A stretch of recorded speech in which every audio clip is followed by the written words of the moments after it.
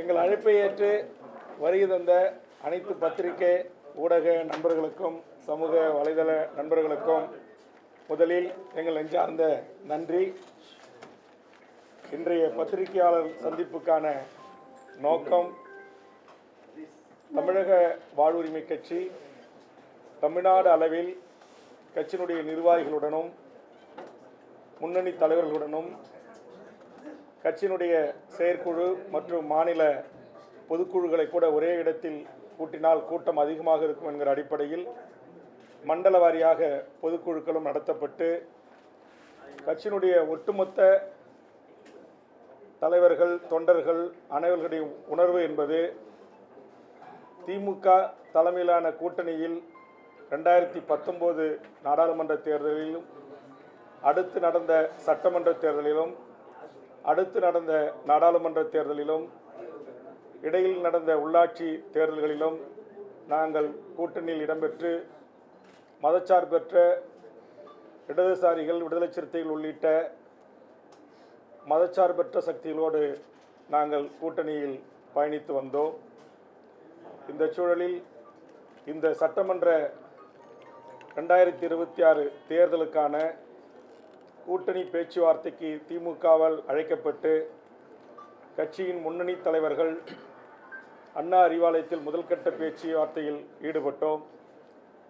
அப்போது திமுகவின் பேச்சுவார்த்தை குழு தமிழக வாழ்வுரிமை கட்சிக்கு இந்த தேர்தலில் ஒரு இடத்தை ஒதுக்குவதாக அறிவித்தார்கள்.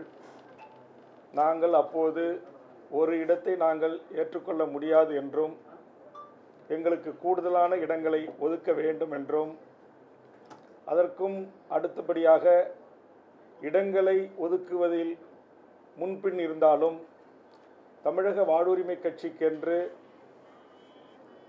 ஒரு கொள்கை, கோட்பாடு, லட்சியம், ஒரு அறம் சார்ந்த அரசியலை நாங்கள் மேற்கொண்டு வருகிறோம்.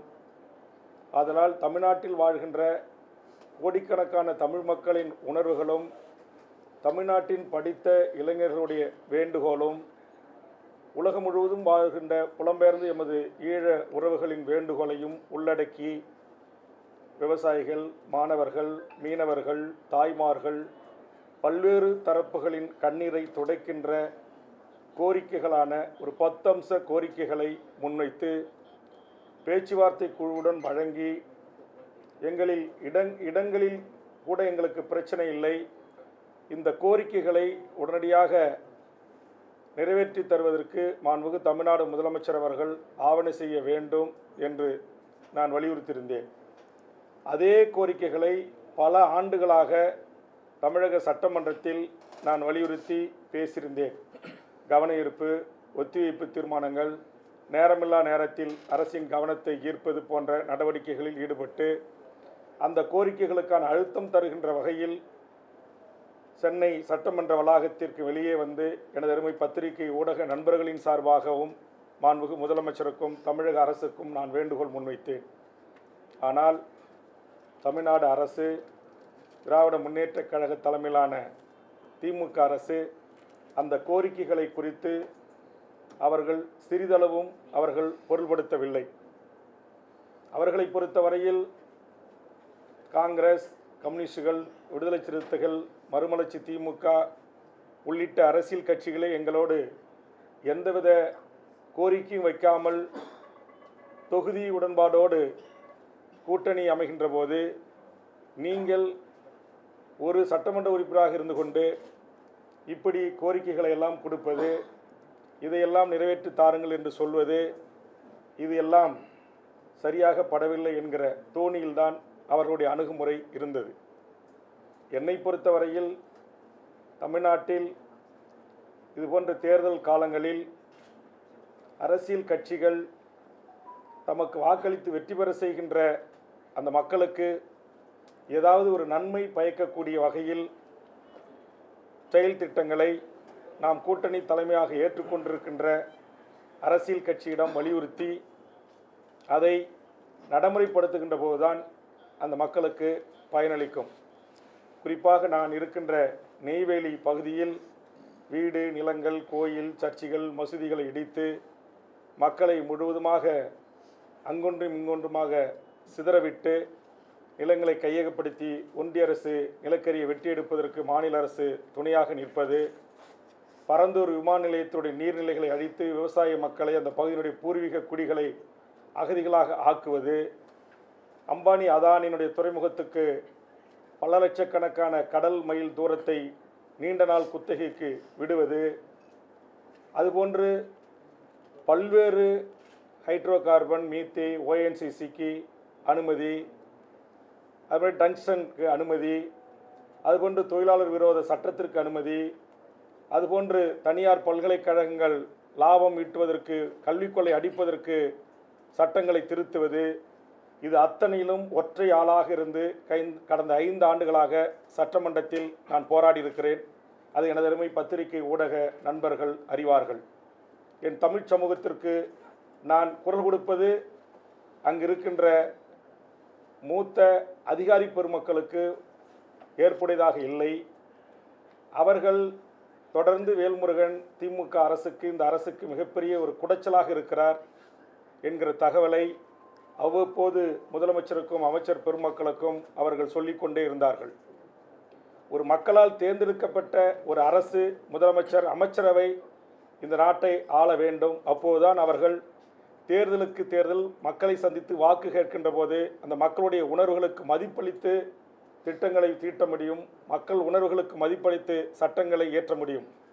ஆனால் திமுக அரசை பொறுத்தவரையில் ஒரு குறிப்பிட்ட விரல் விட்டு எண்ணக்கூடிய அதிகாரிகளின் ஆட்சிதான் தமிழ்நாட்டில் இந்த நிமிடம் வரையிலும் கூட நடந்தேறி வருகிறது என்று நான் பலமுறை பகிரங்கமாக குற்றம் சாட்டியிருக்கிறேன். சட்டமன்றத்திலே ஆட்சி மாறி இருக்கிறது, காட்சி மாறவில்லை என்று நான் குற்றம் சாட்டியிருக்கிறேன். சில அதிகாரிகள் செய்கின்ற தவறுகளை சுட்டிக்காட்டி பேசியிருக்கிறேன்.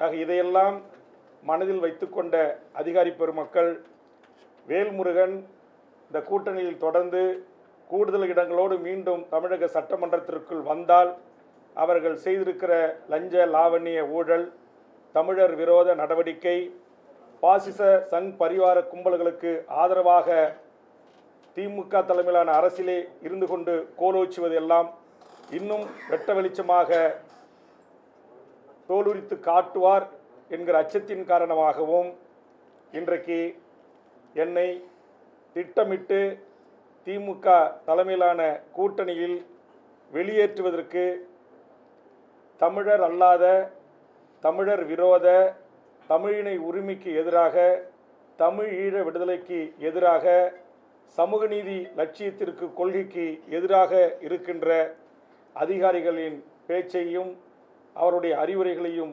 கேட்டுக்கொண்டு திமுக தலைமை தமிழக வாழ்வுரிமை கட்சியை புறக்கணித்திருக்கிறது. சமூக நீதி இயக்கமான திமுக ஏன் தமிழ்நாட்டில் சாதிவாரி கணக்கெடுப்பை நடத்த மறுக்கிறது? வன்னியர்களுக்கான 10.5% இடஒதுக்கீட்டை அதற்கான தரவுகளின் அடிப்படையில் பரிசீலனை செய்வதற்கான அதிகாரம் மாநில அரசுக்கு இருக்கிறது என்கிற உத்தரவிட்ட பிறகு அதை நான் பலமுறை தமிழக சட்டமன்றத்தில் சுட்டிக்காட்டி பேசிய போது மாண்புமிகு தமிழக முதலமைச்சர் அதற்கான ஓய்வு பெற்ற ஒரு நீதிபதி கொண்டு ஒரு ஆணையத்தை நியமித்து அந்த விவரங்களை சேகரித்து அதை நடைமுறைப்படுத்துவதற்கு நான் ஆலோசனை செய்கிறேன் என்று சொன்ன முதல்வரை தடுத்த சக்தி எது? அந்த சமூக நீதிக்கு எதிரான சக்திகளை கூட வைத்துக்கொண்டு எப்படி திமுக சமூக நீதி அரசாக தமிழ்நாட்டில் நடைபோட முடியும்? தமிழ் சமூகத்திற்காக உழைத்த, போராடிய எண்ணற்ற தமிழ் சமூகத்தின் ஆளுமைகளுக்காக மணிமண்டபம், சிலைகள், நினைவுத்தூண்கள், தபால் தலைகள், தெருக்களின் பெயர்களை சூட்டுங்கள் என்று நான் சொன்னபோதெல்லாம் எந்த பதிலும் சொல்லாமல் பெயரளவுக்கு 1 மற்றும் 2 போன்ற விஷயங்களை செய்துவிட்டு இங்கு ஒரு சினிமா நடிகர் சொன்னார் என்பதற்காக அவருடைய தந்தையின் பெயரிலே தெருக்களை வைப்பது. ஆக ஒரு சமூக நீதி அரசு சாதிவாரி கணக்கெடுப்பு நடத்தி ஒரிசாவில், பீகாரில், இது போன்று பல்வேறு மாநிலங்களில் சாதிவாரி கணக்கெடுப்பு அல்லது புள்ளி விவரங்கள் எடுக்கப்பட்டு அந்த மக்களுக்கு சமூக நீதி வழங்குவதற்கான நடவடிக்கைகளை மேற்கொண்ட போது திராவிட முன்னேற்ற கழகம் என்பது ஒரு சமூக நீதி இயக்கத்தின் வரலாற்றில் தோன்றிய ஒரு இயக்கம் ஏன் என்னுடைய குரலுக்கு மதிப்பளிக்கவில்லை? தமிழ்நாட்டில் எண்ணற்ற தலைவர்களின் குரல்களுக்கு மதிப்பளிக்கவில்லை. இங்கே இருக்கிற சிறப்பு முகாம் மூடப்பட வேண்டும், ஈழத்தில் இனப்படுகொலைக்கு உள்ளாகி அங்கு சிறையில் கைது செய்து வைக்கப்பட்டிருந்த விடுதலை புலிகளின் தளபதிகள் உட்பட பலர் கூட, பெண் போராளிகள் உட்பட பொது மன்னிப்பு பல ஆண்டுகளுக்கு பிறகு அளிக்கப்பட்டு அவர்கள் மறுவாழ்வு வாழ்ந்து கொண்டிருக்கிறார்கள். ஆனால் தமிழ்நாட்டில் இங்கு பாஸ்போர்ட் ஆக்டில் கைது செய்யப்பட்டு நீதிமன்றத்தால் பிணை வழங்கப்பட்டு புழல் சிறையிலிருந்து அவர்கள் வெளியே வருகின்ற போது அங்கு வாசலிலே வைத்து அவர்களை கைது செய்து சிறையில் அடைக்கிறார்கள். திருச்சி சிறப்பு முகாமில் அடைத்து கொடுமைப்படுத்துகிறார்கள். தொடர்ச்சியாக அங்கே மரங்களில் ஏறி போராட்டம், உயிரை பணம் வைத்து உண்ணாவிரதங்கள். தற்போது கூட சக்தி என்கிற நாதன் உயிருக்கு போராடி கொண்டிருக்கிறார். போராட்டம் தொடர்ந்து கொண்டிருக்கிறது. ஆக தமிழக வேலை தமிழருக்கே என்கிற ஒரு சட்டம் இயற்றினால் என்ன? குஜராத்தில் இருக்கிறது, கர்நாடகத்தில் இருக்கிறது, பீகாரில் இருக்கிறது, இந்தியாவில் பல மாநிலங்களில் இருக்கிறது. அந்த மாநில மக்களுக்கான வேலை வாய்ப்பு முன்னுரிமை. ஆனால் தமிழ்நாட்டில் அப்படி ஒரு சட்டம் இயற்றப்படவில்லை. தமிழ் வழியில் படித்தவர்களுக்கான 20% இடஒதுக்கீட்டுக்கான அந்த உரிமை சட்டமாக இதுவரையிலும் இயற்றப்படவில்லை. அதுபோன்று ஓபிஎஸ் காலத்தில் தமிழ்நாட்டுடைய அரசு உயர் பதவிகளை டிஎன்பிசியினூடாக எவர் வேண்டுமானாலும் வந்து எழுதி இங்கே கோட்டாட்சியராக, டிஎஸ்பியாக, நீதிபதியாக, பல்வேறு துறையினுடைய அசிஸ்டன்ட் கமிஷனராக பதவிக்கு வரலாம் என்கிற நிலை இந்த நிமிடம் வரையிலும் இருக்கிறது. 5 ஆண்டு காலமாக ஓபிஎஸ் கொண்டு வந்த அந்த சட்டத்தை ரத்து செய்யுங்கள் என்று நான் மன்றாடினேன். அது ரத்து செய்யப்படவில்லை. ஆக நான் தமிழக வாழ்வுரிமை கட்சி என்பது தமிழர் நிலத்தில் வாழ்கின்ற அனைத்து மக்களுக்குமான ஒரு கட்சி. ஆக இந்த அனைத்து மக்களுக்குமான கிடைக்க வேண்டிய சமூக நீதி கிடைக்கப்பெறவில்லை, வேலைவாய்ப்பு கிடைக்கப்பெறவில்லை. இங்கு மாணவர்கள், மீனவர்கள், தொழிலாளர்கள், விவசாயிகள் பிரச்சனைகள் தீர்க்கப்படாமல் இருக்கிறது. ஆக இதையெல்லாம் நான் சுட்டிக்காட்டி முதலமைச்சருடைய கவனத்திற்கு எடுத்து சென்று அதை தீர்ப்பதற்கு முயற்சி எடுக்கின்ற போது அதற்கு முட்டுக்கட்டியாக இருக்கிற கார்ப்பரேட் பெரும் முதலாளிக்கு ஆதரவாக இருக்கின்ற சக்திகள் இன்றைக்கு முதலமைச்சரை சுயமாக சிந்தித்து முடிவெடுப்பதற்கு அனுமதிக்க மறுத்து இங்கு அதிகாரிகள் ஆட்சி கொட்டமடித்துக் கொண்டிருக்கிறார்கள் என்று நான் சொன்ன குற்றத்திற்காகவே இன்றைக்கு அரசியல் ரீதியாக கூட தேர்தல் களத்திலும் அவர்கள் இதிலே தலையிட்டு இன்றைக்கு குழப்பங்களை விளைவித்துக் கொண்டிருக்கிறார்கள். எனக்கு அதை பற்றி கவலை இல்லை. திமுக தலைமையிலான இந்த கூட்டணியில் இத்தனை ஆண்டு காலம் இருந்தேன். 5 ஆண்டு காலம் திமுகவின் சார்பாக உதயசூரியன் சின்னத்தில் போட்டியிட்டு வெற்றி பெற்று நான் ஒட்டுமொத்த தமிழக மக்களுக்கான குரலாக எனது குரல் ஒலித்திருக்கிறது. அதற்கான வாய்ப்பை வழங்கிய தமிழ்நாடு முதலமைச்சர் அவர்களுக்கும், அதுபோன்று தோழமையுடனும் கூட்டணியுடனும் நட்பு சக்தியாக என்னோடு கைகோர்த்து தமிழர் வாழ்வுரிமை கூட்டமைப்பில் பல போராட்டங்களில் பங்கெடுத்து இந்த நிமிடம் வரையிலும் இந்த கூட்டணியில் தொடர வேண்டும் என்று என் மீது வைத்திருக்கிற மாறாத அன்பின் காரணமாக, பற்றின் காரணமாக உங்களை சந்திக்கின்ற இந்த நிமிடம் வரையிலும் தொடர்பு கொண்டு எனக்கு ஆறுதல் சொல்லி எனக்கு பேசிய தலைவர்களான அண்ணன் திருமாவளவன், சிபிஎம்னுடைய தலைவர் வீரபாண்டியன், சிபிஎம்னுடைய தலைவர் பாலகிருஷ்ணன், சிபிஎம்னுடைய திரு சண்முகம், மறுமலர்ச்சி திமுகவினுடைய வைகோ, பேராசிரியர் ஜவஹர்லா, திரு ஈஸ்வரன் போன்ற அனைத்து தலைவர்களுக்கும் என் நெஞ்சார்ந்த நன்றியை நான் தெரிவித்துக் கொள்கிறேன். தமிழர் வாழ்வுரிமை கூட்டமைப்பில் உலக தமிழர்களின் வாழ்வுரிமைக்காகவும், ஈழ இன பிரச்சனைகளை குறித்தும், தமிழ் சமூகத்தின் வாழ்வுரிமைக்காகவும் என்னால் தலைமை ஒருங்கிணைப்பாளர் நடத்தப்படுகின்ற தமிழர் வாழ்வுரிமை கூட்டமைப்பில் தொடர்ந்து நாம் பயணிப்போம் என்று எனக்கு தெரிவித்திருக்கிறார்கள். ஆக அந்த வகையில் தமிழக வாழ்வுரிமை கட்சி, எங்கள் கட்சியினுடைய செயற்குழு, பொதுக்குழு, அரசியல் தலைமைக்குழு, தொகுதி தலைவர், செயலாளர், மாவட்ட தலைவர், செயலாளர், மாநில நிர்வாகிகள், நகர ஒன்றிய செயலாளர் அளவிலான பொதுக்குழு அனைவரும் சேர்ந்து எடுத்த முடிவுக்கிணங்க அவர்கள் அனைவரும் சேர்ந்து எனக்கு அளித்த அந்த அதிகாரத்தின் அடிப்படையில் இன்று முதல் தமிழக வாழ்வுரிமை கட்சி திமுக தலைமையிலான கூட்டணியிலிருந்து விலகுவது என்பதை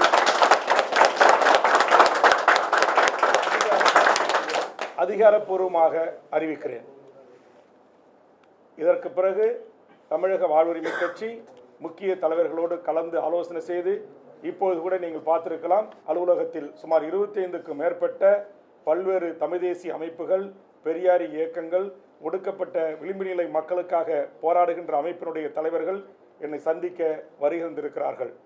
அதனால் அவர்களோடு கலந்து பேசி, இன்னும் தமிழ்நாட்டில் இருக்கிற பல்வேறு அரசியல் கட்சி தலைமைகளோடு கலந்து பேசி, நான் வைத்திருக்கிற பிரதான இந்த 10 கோரிக்கையை ஏற்றுக்கொள்கின்ற, இந்த 10 கோரிக்கைக்காக என்னோடு போராட்ட களத்திற்கு களமாட வருகின்ற அமைப்புகளை, அரசியல் கட்சிகளுடன் கலந்து பேசி, நாங்கள் இந்த 2026 தேர்தலை எதிர்கொள்வதை குறித்து பத்திரிகை ஊடக நண்பர்களை அழைத்து அதிகாரப்பூர்வமாக நான் அறிவிப்பு செய்ய இருக்கிறேன். எனதருமை பத்திரிகை ஊடக நண்பர்களுக்கு ஒரு அன்பான வேண்டுகோள். எங்கள் கட்சியை பொறுத்தவரையில் இது தமிழ்நாடு விடுதலைப்படை, மாவோயிஸ்ட் இயக்கங்கள், தமிழ்நாடு மீட்சிப்படை போன்ற பல்வேறு தமிழ் தேசிய அரசியல் ஆளுமைகளை கொண்ட ஒரு அரசியல் தலைமை குழுவாக, அரசியல் முக்கிய நிர்வாகிகளை கொண்ட ஒரு கட்சியாக நடைபெற்று வருகிறது. தனித்து நான் எந்த முடிவும் எடுக்க முடியாது.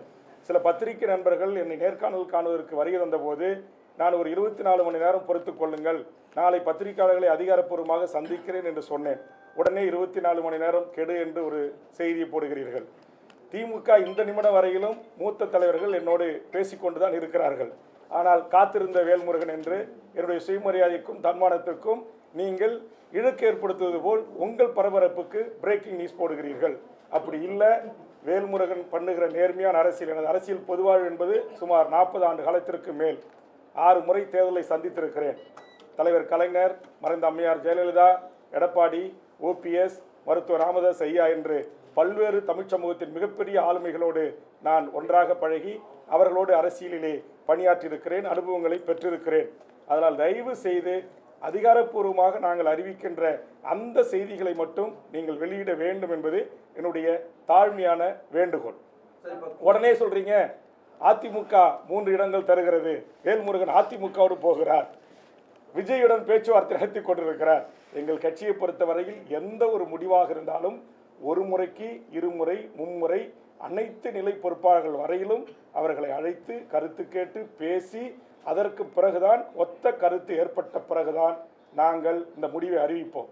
இது கூட கடந்த 15 நாட்களாக தமிழ்நாடு முழுவதும் பயணம் சென்று நகர செயலாளர், ஒன்றிய செயலாளர் அளவில், தொகுதி தலைவர் செயலாளர் அளவில், மாவட்ட தலைவர் செயலாளர் அளவில், மண்டல பொறுப்பாளர்கள் அளவில் ஒரு ஒருங்கிணைந்த மாவட்டத்திற்கான கட்சியினுடைய அரசியல் பொறுப்பாளர்கள், கட்சியினுடைய தலைமை பொறுப்பாளர்கள், மண்டல நிர்வாகிகளோடு, அதற்கு பிறகு மாநில அணி நிர்வாகிகளோடு கலந்து பேசி அதற்கு பிறகு மாநில கட்சியினுடைய தலைமை குழு கூடி முடிவெடுத்து அவர்கள் சொன்ன இத்தனை படிநிலையிலிருந்து எனக்கு கொடுக்கப்பட்ட அதிகாரத்தின் அடிப்படையில் தான் இந்த அறிவிப்பை நான் வெளியிடுகிறேன்.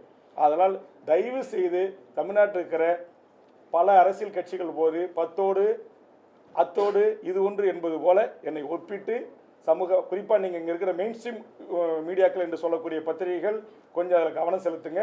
சில யூடியூபர்ஸ் அவங்களுக்கு என்ன தர்மம், நீதி அதெல்லாம் எதுவும் அவங்கக்கிட்டலாம் இருக்காது. ஒரு சில பேர்கிட்ட அதெல்லாம் இருக்காது. அவங்கெல்லாம் யாராருக்காக இயங்குறாங்க, யாராருக்காக பேசுகிறாங்க என்பதையெல்லாம் நீங்கள் அறிவீர்கள். அதனால் தயவு செய்து என்கிட்ட நீங்கள் வந்து இந்த மாதிரி நான் அதிகாரப்பூர்வமாக அறிவித்து உங்களை அழைத்து சொல்லுகின்ற போது அந்த செய்தியை நீங்கள் கொண்டு போங்க. என்னுடைய இந்த 5 ஆண்டு கால சட்டமன்ற பணி என்பதும் கடந்த காலத்தில் 10 ஆண்டு காலம் சட்டமன்ற பணி என்பதும் இந்த மக்களுக்கானதாக தான் இருந்திருக்கு. அதனால் நான் இந்த மக்கள் தான் எங்களுக்கு எஜமானர்கள். ஆக நான் சமரசமற்று திமுக தலைமையிலான கூட்டணியில் எந்த கொள்கை வழி நின்று எந்த ஒரு குறைந்தபட்ச செயல் திட்டத்தின் அடிப்படையில் நான் ஆதரவு அளித்து அவர்களோடு இருந்தேன். அப்போ அந்த குறைந்தபட்ச செயல் திட்டத்தில் 1, 2 நிறைவேற்றிவிட்டு மீதும் பெரும்பான்மையான கோரிக்கைகள் நிறைவேற்றப்படாது இருக்கின்ற போது அதை நிறைவேற்றி தாருங்கள், எங்களுக்கு இடங்கள் கூட பெரிதில்லை என்று நான் சொல்லுகின்ற போது நீங்கள் ஒரு சிறிய கட்சி, நீங்கள் என்ன எங்கள் பெரிய கட்சியை பார்த்து டிமாண்ட் வைப்பது என்கிற பெரியண்ணன் பாணியில் திமுக எங்களை கையாள்வதை எங்களால் ஏற்றுக்கொள்ள முடியாது. மற்றபடி நாங்கள் மதச்சார்பற்ற அணியில் இருக்கிறோம். திமுக தலைமையில் கூட்டணியில் இருந்தோம். இடதுசாரி சக்திகளோடு, விடுதலை சிறுத்தைகளோடு, ஒடுக்கப்பட்ட மக்களுக்கு போராடுகின்ற தலைவர்களோடு நாங்கள் கைகோர்த்து பயணித்தோம். ஆனால் அவர்களெல்லாம் கேட்கவில்லை. நீ யார் இதையெல்லாம் சொல்வது, நீ யார் எங்களுக்கு டிமாண்ட் வைப்பது என்கிற அந்த தோணியில் பேசுகின்ற அந்த பேச்சை ஒரு இந்திய ஒன்றியத்திடமிருந்து ஒரு காலத்தில் தனிநாடு கேட்ட போராளி இயக்கத்திலிருந்து உருவான வேல்முருகன் மற்ற தலைவர்களோடு என்னை ஒப்பிட்டு நீங்கள் தயவு செய்து இடம் போடக்கூடாது என்பதுதான். உங்களுக்கே தெரியும், சட்டமன்றத்தில் கடந்த முறை நான் பேசினேன். தமிழீழ தேசிய தலைவரை நினைவு கூர்ந்து பேசினேன். தமிழ்நாடு விடுதலைப்படை தலைவர் தமிழரசனை நினைவு கூர்ந்து பேசினேன். புலவர் கலிபெருமாள் அவர்களை நினைவு கூர்ந்து பேசினேன். மாவீரன் வீரப்பனார் அவர்களுக்காக ஒரு நினைவில்லம் ஏற்படுத்தி தர வேண்டும் என்று கவன ஈர்ப்பு திறந்த முதலமைச்சரிடையே நான் வலியுறுத்தினேன். ஆக இது எல்லாம் எதை காட்டுகிறது என்று சொன்னால், எனக்கு பதவியோ பணமோ வேற எதுவுமே எனக்கு தேவையில்லை. நான் ஓட்டு அரசியல் இருந்த கூட விலகி, நான் என் கட்சி இல்லை, நான் தனிப்பட்ட வேல்முருகனாகிய நான் ஓட்டு அரசியல் இருந்து கூட விலகி நான் இந்த மண்ணுக்கும் மக்களுக்கும் மொழிக்கும் இனத்திற்குமாக மண்டியிடாமல் மானத்தோடு போராடி மடிவதற்கு தயாராக அர்ப்பணித்துக் கொண்டு பொது வாழ்வுக்கு வந்தவன் வேல்முருகன். ஆனால் தயவு செய்து இளைய புதிய வருகையாக வந்திருக்கிற, நான் பார்த்து பரிசு வாங்கி பரிசு கொடுத்த என் பகுதியை சேர்ந்த பத்திரிகையாளர் கூட சில பேர் இன்னைக்கு இருக்கிறாங்க. ஆக அவங்களாம் வந்து என்னுடைய கடந்த கால வாழ்வு, வரலாறு, என்னுடைய தியாகம், என்னுடைய அர்ப்பணிப்பு இதை குறித்து கிஞ்சித்தும் ஒரு ஒரு ஒரு சீர்தூக்கி பார்க்காமல் உடனே வேல்முருகன் இங்கிலன்னு அங்கே போயிடுவார், அங்கலன்னு எங்கே போயிடுவார், உடனே சசிகலா தலைமையில் கூட்டத்தில் இடம் பெற்றுவார், இப்படிலாம் போட்டு எங்களுடைய இந்த போர்க்குணம் கொண்ட ஒரு போராட்டம் கொண்ட ஒரு சமூக நீதி தளத்தில் சாதி மத சண்டைகள் இல்லாத ஒரு தமிழர் வாழ்வுரிமைக்கான இந்த தமிழர் நிலத்தில் வாழ்கின்ற மொழிவழி சிறுபான்மையர்களின் வாழ்வுரிமைக்காகவும் உலகத் தமிழர்களின் வாழ்வுரிமைக்காகவும் போராடுகிற ஒருவனை தயவு செய்து நீங்கள் புரிந்து கொண்டு எங்கள் உணர்வுகளுக்கும் உணர்ச்சிகளுக்கும் மதிப்பளித்து செய்தி வெளியிட வேண்டுமே தவிர பரபரப்புக்கான செய்திகளை வெளியிட வேண்டாம் என்று உங்கள் அனைவரையும் இதன் மூலம் இருகரம் கூப்பி கேட்கிறேன். ஒட்டுமொத்த தமிழ்நாட்டு மக்களை நம்பி நாங்கள் இந்த முடிவை எடுத்திருக்கிறோம். எந்த ஒரு பிரிவு ஒரு அரசியல் கட்சி எங்களை அழைக்கும், எங்களுக்கு கூடுதல் இடம் கொடுக்கும், கூட்டத்தில் எங்களை சேர்த்துக்கொள்ளும் அப்படின்லாம் எங்களோட நோக்கமே இல்லை. இந்த நாட்டை மதத்தின் பெயரால் பிளவுபடுத்துகிற, மதத்தின் பெயரால் மக்களை கூறு போடுகின்ற பாரதிய ஜனதா என்கிற அந்த என்டிஏ தலைமையிலான கூட்டணியில் தமிழக வாழ்வுரிமை கட்சி இடம்பெறாது என்பதை அதிகாரப்பூர்வமாக நான் அறிவிக்கிறேன். அதனால நீங்க உடனே சீட்டுக்காக வேல்முருகன் பிஜேபியோட கூட்டணிக்கு போயிடுவாரு, அங்க போயிடுவாரு, இங்க போயிடுவாரு, அதெல்லாம் கிடையவே கிடையாது. நாங்கள் எங்கள் கட்சி கூடி நாங்கள் இங்க வந்து வருகை தந்திருக்கிற ஆதரவு தெரிவித்திருக்கிற அரசியல் கட்சிகள் அமைப்புகளோடு கலந்து பேசி எத்தனை தொகுதிகளில் போட்டியிடுகிறோம், யாரோடு கூட்டணி வைத்து போட்டியிடுகிறோம், அல்லது யாரோடு தொகுதி உடன்பாடு மட்டும், தேர்தலுக்கு மட்டுமே தொகுதி உடன்பாடு, தேர்தல் முடிந்தவுடன் அது அவர்களோடு எந்த ஒட்டு உறவும் இல்லை, எங்களுக்கென்று கொள்கையை முன்னிறுத்தி தேர்தல் பாதையை முடித்துக்கொண்டு மக்களுக்கான அரசியல் பாதையை பயணிப்பதை எல்லாம் குறித்து நாங்கள் விவாதித்து முடிவெடுத்து அறிவிக்க இருக்கிறோம். அதனால் தயவு செய்து நாங்கள் சொல்கிற அதிகாரப்பூர்வமாக அறிவிக்கிற செய்தியை மட்டும் நீங்கள் வெளியிட்டு உதவணும். எங்களுக்கு தமிழ் சமூகத்தில் இருக்கிற அந்த நல்ல பெயரை தயவு செய்து ஒரு சில யூடியூபர்ஸ், ஒரு சில மீடியாக்கள் அந்த டேமேஜ் என்று சொல்லக்கூடிய அது ஒரு ஒரு ஒரு எங்கள் மீது ஒரு தப்பான பின்பம் மக்கள் மீது ஏற்படுவதற்கு வாய்ப்பளிக்க வேண்டாம். இது எங்களுடைய தாழ்மையான வேண்டுகோள். இரண்டு கூட்டணிகளுமே வந்து பெரிய பெரிய கூட்டணியில வெளியேறிட்டீங்க, இன்னொரு கூட்டணிக்கு போக மாட்டேன்னு சொல்லிட்டீங்க. அடுத்த கட்டமாக உங்களுடைய நகர்வு எங்க, ஏன்னா நாம் தமிழர் அந்த சைட்லயும் போக முடியாது, அடுத்த கட்டமா தனித்து போட்டியிடுவதற்கோ அல்லது வேற அமைப்புல சேர்த்து போட்டியிடுவதற்கான அதுக்குதான் இப்ப நான் உங்ககிட்ட சொன்ன 25க்கும் மேற்பட்ட சின்ன சின்ன அரசியல் கட்சிகள், விளிம்புநில மக்களுக்காக போராடுகின்ற தமிழ் தேசிய அமைப்புகள் என்னை சந்திப்பதற்கு வருகிறது வந்து அறையில் காத்திருக்கிறார்கள். அவர்களோடு கலந்து பேசி நாங்கள் முடிவை அறிவிப்போம். பேச்சுவார்த்தைக்கு சுதந்திரம் இருக்கு அப்படின்னு அந்த தலைவர்கள் சொல்லியிருக்காங்க. பேச்சுவார்த்தைக்கெல்லாம் சுதந்திரம் இருக்கு. அதெல்லாம் போன உடனே வந்து வரவேற்று உள்ள கூட்டு போய் பிஸ்கட்டு, காஃபி, வடை எல்லாம் கொடுப்பாங்க, மரியாதையோடு நடத்துவாங்க.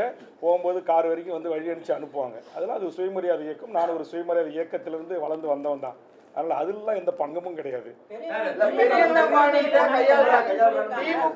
அது எதுல சொல்றாங்கன்னா, இந்த 10 அம்ச கோரிக்கையை கொடுத்து இது ஒரு டிமாண்டாக இதை நிறைவேற்றுங்கள், எனக்கு இடம் கூட தேவையில்லை என்று நான் சொன்னபோது எந்த கட்சியும் சொல்லாத ஒரு புதிய ஒரு அஜெண்டாவை, புதிய ஒரு செயல் திட்டத்தை வேல்முருகன் கொடுப்பதில் அது அவர்களால் ஏற்றுக்கொள்ள முடியவில்லை. அது திமுகவுடைய பேச்சுவார்த்தை குழு வந்து மக்கள் அதிகமாக வசிக்கக்கூடிய அந்த மாவட்டத்தை சேர்ந்த அமைச்சர்களா யார் இல்ல, அது வந்து திமுக பேச்சுவார்த்தை குழு கிட்ட நான் இந்த கோரிக்கைகளை கையளிச்சேன். அதை குறித்து இந்த நிமிடம் வரையிலும் அதில் எதில் நாங்கள் ஒரு சரி 10 கொடுத்தீங்க வேல்முருகன், நாங்கள் ஒரு 5 நிறைவேற்றி தரோம், நீங்க வாங்க அப்படின்னு எங்களுக்கு அதிகாரப்பூர்வமான எந்த அழைப்பும் வரல. அந்த டிமாண்டு கொடுத்ததே அவர்கள் வந்து நீங்களாம் டிமாண்டு கொடுக்குற அளவுக்கு அப்படின்ற அந்த தோணி இருக்குல்ல, அதைத்தான் நான் பெரிய மனப்பான்மை.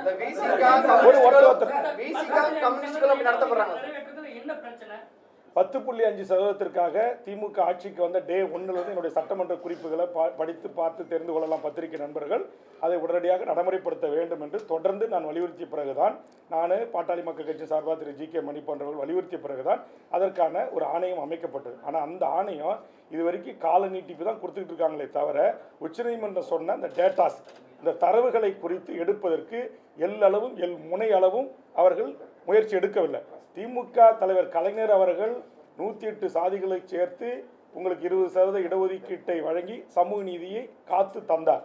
மறைந்த அம்மையார் ஜெயலலிதா அவர்கள் 69% இடஒதுக்கீட்டு வழங்கக்கூடாது என்று வந்தபோது இங்கிருந்து டெல்லிக்கு சென்று அங்கேயே தங்கி நாடாளுமன்றத்தின் மக்களவையிலும் மாநிலவையிலும் அதை பாதுகாப்பதற்கான சட்டம் இயற்றி சமூக நீதி காத்த வீராங்கனை என்று இன்றைய திகாவினுடைய தலைவர் வீரமணி அவர்களால் அழைத்து பாராட்டப்பட்டு அந்த விருதும் வழங்கப்பட்டது, அந்த பட்டம் சூட்டப்பட்டது. ஆனால் அதே சமூக நீதி வழிவந்த திமுக தலைவர் வந்த பெரியார், அண்ணா, கலைஞர் வழி வந்த திமுகவினுடைய தலைவர் மாண்புமிகு அண்ணன் தளபதி ஸ்டாலின் அவர்கள் ஏன் இந்த சமூக நீதி வழங்குவதில் அவர் சுணக்கம் காட்டுகிறார்? ஏன் அந்த ஆணையத்தை கிடப்பில் போட்டார்? ஏன் இந்த 10.5% வன்னியர்களுக்கு தருவதற்கு முன்வரவில்லை? எடப்பாடி தலைமையிலான ஒரு அவசர கதியில் இயற்றப்பட்ட ஒரு சட்டமாக அது இருக்கிறது. ஆனால் தரவுகள் அடிப்படையில் ஏற்றி கொண்டு வாருங்கள், உச்சநீதிமன்றம் நாங்கள் அதை பரிசீலிக்கிறோம் என்று சொன்னபோது ஏன் அதை செய்ய முன்வரவில்லை? அப்போ ஏன் வரல நான் கேள்வி கேட்ட போது தான் அவர் எழுந்து சொன்னார், நாங்கள் இதை நடைமுறைப்படுத்த பரிசீலிக்கிறோம்னார். அதே மாதிரி அதுக்கு பிறகு தனிப்பட்ட முறையில் சந்தித்து போய் சொன்ன போதும் அவையில் அவர் என்ன சொன்னார், நாங்கள் இதற்கான நடவடிக்கை மேற்கொள்கிறோம் அப்படின்னார். ஆனால் மேற்கொள்ளலை. சரி, 10.5% கொடுத்தா அது ஒரு வன்னி இருக்கின்ற ஒரு சாதிக்கு மட்டும் கொடுத்ததால திமுகவுக்கு வாக்கு கிடைக்காது அப்படின்னு கருதினால் நான் சொன்னேன், மாண்புமிகு முதலமைச்சர் அவர்களே, அப்போ நீங்கள் சாதிவாரி கணக்கெடுப்பு நடத்துங்க. சாதிவாரி கணக்கெடுப்பு நடத்தி தமிழ்நாட்டில் இருக்கிற அனைத்து மக்களுக்கும் அவரவர்களின் எண்ணிக்கைக்கு ஏற்றவாறு கல்வி வேலைவாய்ப்பு உரிமையை வழங்குங்கன்னு சொன்னேன். அப்போ அதை வழங்க முன் வராதனுடைய அடிப்படை காரணம் என்ன? மத்திய அரசு தான் நீங்கள் மக்கள் விரோத அரசு, சமூக நீதிக்கு எதிரான அரசு, அது ஒரு பாசிச அரசு, அது சங்கி அரசு, அது ஜாதிவாரி கணக்கெடுப்பு நடத்தாது அப்படின்னு நீங்களே பல கட்டத்தில் சொல்லியிருக்கிறீங்க. திமுகவுடைய எல்லா தலைவர்களும் அப்படி பேசியிருக்கிறீங்க. அப்புறம் இப்போ நான் சட்டமன்றத்தில் அப்படி கேள்வி எடுக்க போது இந்த அதிகாரம் ஒன்றிய அரசுக்கு தான் இருக்கு, ஒன்றிய அரசு தான் ஜாதிவாரி கணக்கெடுப்பு நடத்தணும் அப்படின்னு சொல்வதிலிருந்து நீங்கள் தமிழ்நாட்டில் இங்க இருக்கிற விளிம்பு நிலை மக்களுக்கு, ஒடுக்கப்பட்ட, பிற்படுத்தப்பட்ட, தாழ்த்தப்பட்ட, வஞ்சிக்கப்பட்ட மக்களுக்கான அரசியல் அதிகாரத்தையும் வேலைவாய்ப்பு உரிமையும் நீங்கள் தருவதற்கு முன்வர தயங்குகிறீர்கள். அந்த தயக்கத்திற்கு காரணம் உங்களை இயக்குகின்ற உயர்சாதி RSS சித்தாந்தம் கொண்ட அதிகாரிகள் என்று நான் பகிரங்கமாக குற்றம் சாட்டுகிறேன். திமுகவினுடைய தலைவராக இருக்கிற கலைஞருடைய, கருணாநிதி அவருடைய கலைஞருடைய மகன் திரு ஸ்டாலின் அவர்கள் சமூக நீதி வந்த திராவிட இயக்கத்தினுடைய தலைவர் தானே. நீங்க துணிஞ்சில முடிவெடுத்து நடைமுறைப்படுத்தணும். ஏன் அது எந்த சக்தி உங்களை தடுத்தது? அதுக்கு எனக்கு பதில் சொல்லுங்க. சமூக நீதி இல்லைன்னு சொல்றீங்களா சார்? சமூக நீதி பத்தி வெறும் பேச்சுக்கு தான் பேசுறாங்க. மத்தியில பாஜக என்ன செய்யுதோ அதை மாநிலத்துல திமுக செய்யுதுன்னு சொல்றீங்களா? இல்ல, அதாவது ஒட்டுமொத்தமா அது ஒரு மனிதகுல விரோத கட்சி பாரதிய ஜனதா கட்சி. அவர்களோட நான் இவர்களை ஒப்பிடல. ஆனா இவர்கள் சில அழுத்தத்திற்கு அடிபணிந்து இங்கு சாதிவாரி கணக்கெடுப்பை எடுக்க மறுக்கிறார்கள். ஏன்னா இன்னைக்கு மைனாரிட்டி சமூகம் என்று சொல்லக்கூடிய முன்னேறிய RSS பிஜேபி ஆதரவாளர்கள் தான் இன்றைக்கு கோட்டையில் யார் ஆட்சிக்கு வந்தாலும் கோல் வச்சுக்கிறார்கள். அதனால அவர்களுடைய ஆலோசனையை பெற்று நீங்கள் வேண்டாம், ஜாதிவாரி கணக்கெடுப்பு நடத்திங்கன்னா ஏற்கனவே முன்னேறிய வகுப்பினர் அனுபவித்து வருகின்ற அந்த உரிமைகள் அனைத்தும் பறிபோய்விடும் அப்படிங்கிறதால தான் இப்போ இங்கே இத்தனை பேர் பத்திரிகை ஊடக நண்பர்கள் உட்காந்துருக்கீங்க. உங்கள் சமூகத்தை சேர்ந்தவர்களுக்கு உரிய உங்கள் எண்ணிக்கைக்கு ஏற்றவாறு உங்களுடைய சமூகத்தை சேர்ந்தவர்களுக்கு இங்கே அதிகாரத்தில் பங்கு இருக்கிறதா? கோட்டையில் கோல வச்சுக்கின்ற செயலாளர்கள் பங்கு இருக்கிறதா? மாவட்ட ஆட்சித்தலைவர்கள் பங்கு இருக்கிறதா? காவல்துறை கண்காணிப்பாளர் பங்கு இருக்கிறதா? DGP, ADGP, சட்ட ஒழுங்கு, உளவுத்துறை போன்ற உயர் பதவிகளுக்கு தமிழர்களுக்கு வழங்கப்படுகிறதா? நீங்கள் இன்றைக்கி எடுத்துங்க, ஒரு ஜோன் IG எடுங்க, SP எடுங்க, கலெக்டர் எடுங்க. இப்போ நியமிக்கப்பட்டிருக்கிற உளவுத்துறை DGPயிலிருந்து எடுத்து கணக்கு பாருங்கள். ஏன் தமிழ்நாட்டில் தமிழை தாய்மொழியாக கொண்ட அல்லது மொழி சிறுபான்மையராக ஆண்டாண்டு காலமாக இந்த மண்ணில் வாழக்கூடிய மக்களுக்கு யாரும் அந்த இடத்துல அமர்வதற்கு அதிகாரம் இல்லையா? அப்போ இதில் எங்கே இருக்குது சமூக நீதி? இதைத்தான் நான் சட்டமன்றத்தில் கேட்குறேன், இதைத்தான் நான் அவருக்கு டிமாண்டாக கொடுக்குறேன். அப்போ நீலாம் யார் எங்களுக்கு டிமாண்டு வைக்கிறது? டிமாண்டு வச்சுலாம் எங்ககிட்ட நீங்கள் கூட்டணி வர வேணாம் அப்படின்னு நீங்கள் எங்களை கையாளுறீங்க. அதனால் நாங்கள் கூட்டணி விட்டு வெளியேறோம். நான் என்ன சொல்றேங்க, கொள்கை தாங்க காரணம். நான் கொள்கை நான் நான் சொல்றேன், எனக்கு சீட்டு முக்கியம் இல்லை. ஆட்சிக்கு வந்தால் வேல்முருகன் திமுக அரசியல் குடைச்சலாக இருப்பார் அப்படின்னு ஒரு போட்டு சொல்லி. ஆமா, நான் நீலகிரி மாவட்டத்தில் 80,000 ஹெக்டர், நீலகிரி மாவட்டத்தில் 80,000 ஏக்கர் நிலங்கள் நம்முடைய அங்கே வாழ்கின்ற மலைவாழ் மக்களுக்கும் தோடாஸ் மக்களுக்கும் சொந்தமான 17 ஜென்ம பூமி என்று சொல்வார்கள். அந்த நிலத்தை மீட்க வேண்டும் என்று சட்டமன்றத்தில் 5 முறை பேசினேன். அது மகாவீர் ஜெயின் ஒருத்தவன் அரசு அதிகாரிகளை கையில் வைத்துக்கொண்டு தான் பெயருக்கு பட்டா மாற்றி அதை தமிழ்நாட்டில், இந்தியாவில் பல மாநிலங்களில் வங்கியில் வச்சு பல ஆயிரம் கோடி மோசடி செஞ்சுருக்கிறான். அதை மீட்டு அந்த நிலங்களை அங்கே இருக்கிற நிலமற்ற ஏழை மண்ணின் பூர்வீகுடி மக்களுக்கும் இலங்கையில் பண்டாரநாயக்கா ஸ்ரீராமா ஒப்பந்தத்தின் அடிப்படையில் இங்கே கொண்டு நீலகிரியில் வைக்கப்பட்டிருக்கிற 5 லட்சம் மக்களுக்கும் 1 சென்ட் நிலங்கடை. இன்னைக்கு தோட்ட எஸ்டேட்லாம் மூட்டான், பசியும் பட்டினியுமா வாடி கிடக்கிறாங்க. அவர்கள் என்னுடைய தொப்புள் கொடி ரத்த உறவு. ஈழத்தில் தான் 1.5 லட்சம் மக்களை கொன்று குவிச்சாங்க. தோட்ட தொழிலாளர்களாக அழைத்து செல்லப்பட்டு அங்கு உறிஞ்சி அட்டை போல் அவருடைய ரத்தத்தை உறிஞ்சி திரும்ப அவர்கள் கொண்டு வந்து இங்கே கப்பலில் இறக்கப்பட்டு நீலகிரி, புதுக்கோட்டை, மதுரை பல்வேறு மாவட்டங்களில் 5 லட்சத்துக்கு மேற்பட்ட மக்கள் வாழ்கிறாங்க. அவங்களுக்கு ஒரு சொந்த வீடு கிடையாது, ஒரு சென்ட் நிலம் கிடையாது. ஆனால் இங்கே மார்வாடி, சேட்டு, குஜராத்திகள் 80,000 ஏக்கர் நீலகிரியில் மட்டும் எங்கள் மண்ணின் பூர்வீகுடி ஆதி தமிழர்களுடைய நிலத்தை தன் சொந்த பெயருக்கு பட்டா மாற்றியிருக்கிறான். இதுக்காக நான் முதலமைச்சர்கிட்ட கடிதம் கொடுத்தேன், ரெவன்யூ மினிஸ்டர் சந்தித்து கடிதம் கொடுத்தேன், ரெவன்யூ செக்ரட்டரி திருமதி அமுதாவை சந்தித்து கடிதம் கொடுத்தேன். ஒரு பதிலும் கிடையாது.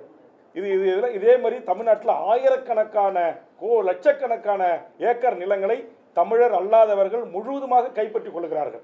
இங்கே தமிழ்நாட்டில் என்ன வணிகம் தமிழர்கள் கையில் இருக்கு? ஒன்றே ஒன்று சொல்லுங்கள். இரும்பு வணிகம் நம்ம கையில் இருக்கா? தங்க வணிகம் நம்ம கையில் இருக்கா? வெள்ளி வணிகம் நம்ம கையில் இருக்கா? மஞ்சள் வணிகம் நம்ம கையில் இருக்கா? முந்திரி வணிகம் நம்ம கையில் இருக்கா? என்ன இருக்கு? நீங்கள் ஒளிப்படம் பதிவு செய்கிறீங்களா? கருவிகள் இதெல்லாம் விற்கிறது வாங்குறது ஹோல்சேல் யாரு? தமிழ்நாட்டில் இங்கே சென்னை தலைநகரத்தில் இருக்கிற அத்தனை 5 ஸ்டார் விடுதிகள் யாருக்கு சொந்தம்? மிகப்பெரிய மால்கள் யாருக்கு சொந்தம்? என்னுடைய நிலம் அடியோடு பறி போயிட்டு இருக்குங்க. பரந்தூர் விமான நிலையத்தில் எதுக்கு நீங்கள் டாட்டாவுக்காக என்னுடைய பூர்வீகுடி மக்களுடைய நிலத்தை 5000 ஏக்கரை அவங்களை கொண்டு போய் அகதியா பல கிராமங்களுக்கு தூக்கி எரிஞ்சு எதுக்கு தாரை வாக்குறீங்க? இந்திய அரசுக்குன்னு சொந்தமாக விமானம் இருக்கா? அப்போ இது வேல்முருகன் திமுக அரசுடைய தடையை மீறி அங்கு சென்று அந்த போராட்ட காலத்தில் பங்கெடுத்து கொண்டேன். அன்னையிலேருந்து ஒரு மந்திரி, அங்கு திமுக அமைச்சர்கள் இருக்கிற மந்திரி அங்கே பல 100 ஏக்கர்களை வாங்கி போட்டிருக்கிறாங்க. அது 5 மடங்கு அரசாங்கமே அவர்களுக்கு உயர்த்தி கொடுக்குது. அப்போ அது வேல்முருகன் இதில் குறைச்சலாக இருக்கிறான் அப்படின்னு நினைக்கக்கூடியவர்கள் இந்த தேர்தல் நேரத்தில் என்னை பழி வாங்குகிறார்கள். அதை பற்றி எனக்கு கவலை இல்லை. என்எல்சியில் நெய்வேலி நிலத்தை கையகப்படுத்தக்கூடாதுன்னு நான் தடுத்து நிறுத்துறேன். வானராயபுரம் உள்ளிட்ட தென்குச்சி, வடக்குத்து இது உள்ளடக்கிய பல கிராமங்களில் பன்னெடுங்காலமாக இங்கு வாழ்கிற எங்களுடைய மக்களை அடியோட பிடுங்கி தூக்கி எறிகிறீங்க. அது போய் வேல்முருகன் கடந்த சில மாதங்களுக்கு முன்பாக அங்கே தடுத்து நிறுத்தினான். அது உங்களுக்கு தாங்க முடியல. ஏன் தாங்க முடியல? என்எல்சியினுடைய ஒரு ஆண்டுக்கு கொடுக்குற 100 கோடி ரூபாய் சிஎஸ்ஆர் நிதியை அப்படியே அபகரித்துக் கொள்கின்ற ஆளும் வர்க்கம். அதை நான் தட்டி கேட்டேன். அதுக்காக கூட்டம் போட்டு திமுகவுடைய மாவட்ட செயற்குழுல மாவட்ட பொதுக்குழுல பகிரங்கமாக பேசுகிறாங்க. வேல்முருகன் நமக்கு பெரிய குடைச்சல், வேல்முருகனுக்கு கூட்டணியில் இடம் கொடுக்க கூடாது அப்படின்னு. நான் தேர்தலே நிற்கல, ஓட்டு அரசியலை புறக்கணித்து விட்டு இந்த மண்ணுக்காக நான் போராடுறேன். எந்த ஆட்சி வந்தாலும், எந்த அரசாங்கம் இருந்தாலும், எந்த காவல்துறையை கொண்டு என்ன பண்ணுவீங்க? அதிகபட்சம் சுடுவீங்களா? சுடுங்க, இல்லை வழக்கு போடுங்க. இன்னைக்கு நான் இந்த கூட்டணி 10 நாளாக தலைமை நிர்வாகிகிட்ட மாற்று முடிவு எடுக்கிறேன்ற ஒரே காரணத்திற்காக, ஹைட்ரோ கார்பனுக்காக, மீத்தேனுக்காக, ONGCக்காக நான் ஐயா மணியரசனோடு, மீத்தேன் ஜெயராமனோடு நான் டெல்டா மாவட்டத்தில் போராடின வழக்கை ஏற்கனவே சட்டமன்றத்தில் பேசி க்ளோஸ் செய்யப்பட்ட வழக்கை தூசி தட்டி எனக்கு 4 அன்னைக்கு சம்மன் கொடுக்குறாங்க. 23ஆம் தேதி நாளைக்கு நான் 3 நீதிமன்றத்தில் ஆஜராகணும் ஒரே நாளில். இது திமுக பழி வாங்கணும். திமுக என்கிற ஒரு மாபெரும் அரசியல் இயக்கத்தில் லட்ச தொண்டர்கள் என் மீது அன்பும் மாறாத பற்றும் நான் ஏற்றுக்கொண்ட லட்சியத்துக்கு ஆதரவாக இருக்கிறார்கள். திமுகவை தற்போது இயக்குகின்ற உயர் சாதி RSS சித்தாந்தம் உள்ள அதிகாரிகளுடைய பேச்சுக்கு மாண்புகு முதலமைச்சரும் தமிழக அரசும் ஈல்டாயிருக்கு, அடிபணிந்திருக்கு.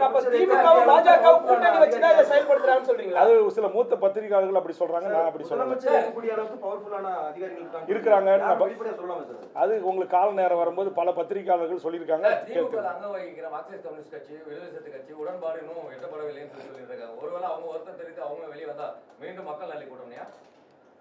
இல்லை, அது நான் வெளியேறிட்டேன்னு உங்களுக்கு அறிவிச்சிருக்கிறேன். அவர்கள் அப்படி வெளியேறி விட்டார்கள் என்று அறிவித்தால் அப்படி அவங்க வெளியேற மாதிரி எனக்கு தெரியல. காரணம், அவர்கள் அனைவருமே, நான் தான் சொல்கிறேன், இப்போ உங்களை சந்திக்க உட்கார முன்னாடி அந்த கட்சியினுடைய மாநில செயலாளர்கள், தலைவர்கள், அண்ணா நம்ம ஒரு மதச்சார்பற்ற அணியில் இருக்கிறோம், நீங்கள் கண்டிப்பாக சட்டமன்றத்துக்கு போகணும், குரலற்ற மக்களின் குரலாக நீங்கள் ஒழிக்கணும் அப்படின்றத தொடர்ந்து உங்களுக்கே தெரியும். நேற்று கூட பத்திரிகையாளர் சந்திப்பில் அண்ணன் திருமாவளவன் என் மீது வைத்திருக்கிற அந்த மிகப்பெரிய ஒரு நம்பிக்கை, ஒரு நட்பின் காரணமாக பல முறை என்னை தொடர்பு கொண்டு பேசினார்கள்.